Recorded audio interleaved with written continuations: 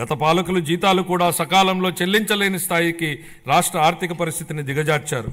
రాష్ట్రంలో అన్ని అభివృద్ధి కార్యకలాపాలు నిలిచిపోవడంతో రాష్ట్ర ఆర్థిక వ్యవస్థ కుప్పకూలింది.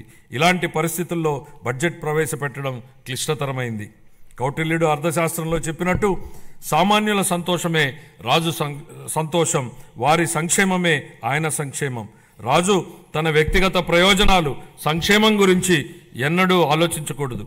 ప్రజల ఆనందంలోనే తన ఆనందాన్ని పొందడానికి ఎల్లప్పుడూ ప్రయత్నించాలి.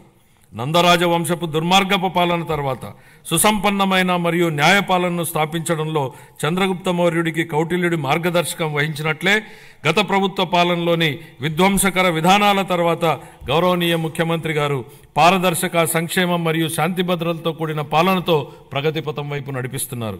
మన రాష్ట్ర పునర్నిర్మాణం కోసం ముఖ్యమంత్రి గారు నిరంతరం శ్రమిస్తున్నారు. మన రాష్ట్రంలో లభ్యమవుతున్న మౌలిక సదుపాయాల అవసరాలను బేరీజు వేసి కొత్త ఆర్థిక వృద్ధి అంశాలను గుర్తించి కొత్త విధి విధానాలతో రాష్ట్ర పురోగమనానికి కావలసిన విధానాన్ని సంస్కరణలను తీసుకువచ్చారు.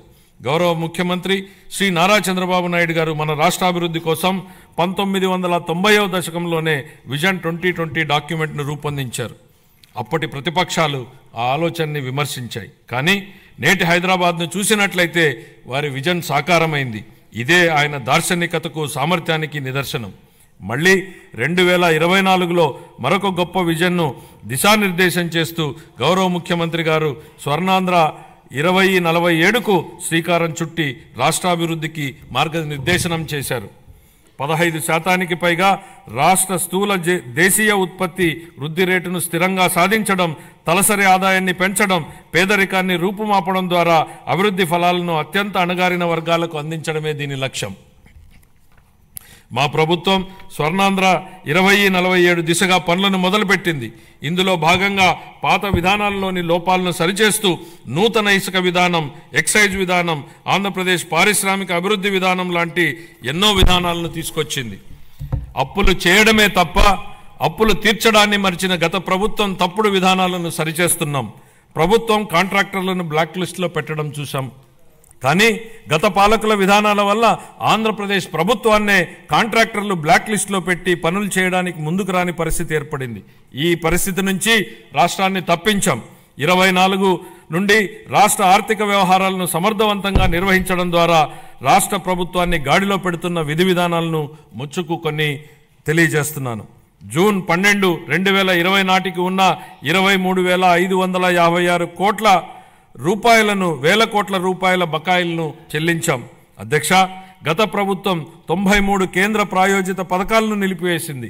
9,371 కోట్ల రూపాయల బకాయిలను చెల్లించడం ద్వారా 74 పథకాలను మా ప్రభుత్వం పునః ప్రారంభించింది. దీనివల్ల కేంద్రం ప్రభుత్వం నుంచి మన రాష్ట్రానికి మరిన్ని నిధులు అందాయి. నీటిపారుదల, రహదారులు మరియు ఇతర పనులకు సంబంధించి 12,735 కోట్ల రూపాయల బకాయిలను చెల్లించడం వల్ల రాష్ట్ర ఆర్థికాభివృద్ధి పునరుత్తేజితమైంది.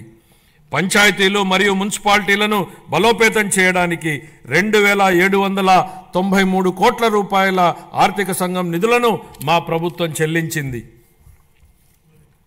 ఎన్టీఆర్ భరోసా, ఎన్టీఆర్ వైద్య సేవ మరియు దీపం 2.0 పథకాలకు 31,613 వేల కోట్ల రూపాయల్ని మా ప్రభుత్వం విడుదల చేసింది.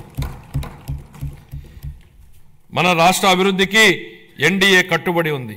గౌరవ ప్రధానమంత్రి శ్రీ నరేంద్ర మోడీ గారి సహకారంతో పోలవరం నీటిపారుదల ప్రాజెక్టు మరియు అమరావతి రాజధాని ప్రాజెక్టులను మా ప్రభుత్వం మళ్లీ పట్టాలెక్కించగలిగింది.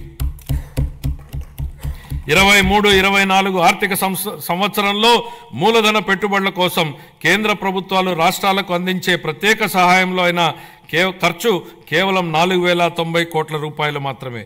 24-25 ఆర్థిక సంవత్సరంలో మన రాష్ట్రానికి గణనీయంగా 7,200 కోట్ల రూపాయల మేర కేటాయింపులు పెరిగాయని గౌరవ సభకు తెలియజేయడానికి ఎంతో సంతోషిస్తున్నాను.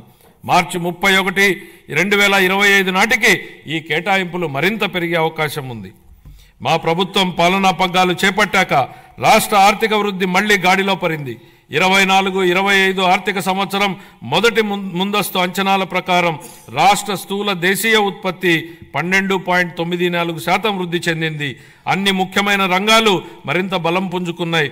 వీటిలో వ్యవసాయం మరియు అనుబంధ రంగాలు 15.86%, పరిశ్రమలు 6.7% వృద్ధిని సాధించగా సేవల రంగం 11.7% వృద్ధిని సాధించగలిగాయి. జూన్ 2024 నుంచి అతి తక్కువ సమయంలోనే మా ప్రభుత్వం మేనిఫెస్టోలో ఇచ్చిన ఈ కింది ప్రధాన హామీలను నెరవేర్చింది.